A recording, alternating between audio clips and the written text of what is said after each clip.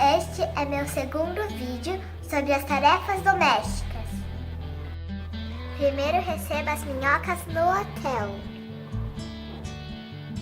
Sejam muito bem-vindas ao nosso hotel de minhoca.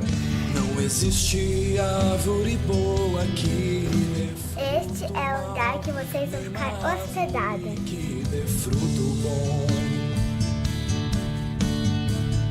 Neste andar também fica o refeitório. Toda árvore é conhecida pelo fruto.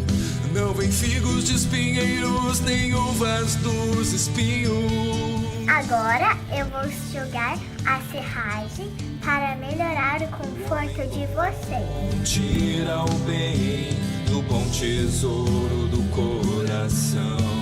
O homem mau. O andar de baixo vai ficar disponibilizado quando o de cima ficar cheio.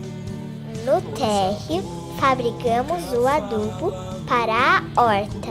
Este é o churume, que pode ser diluído com água para adubar as plantas.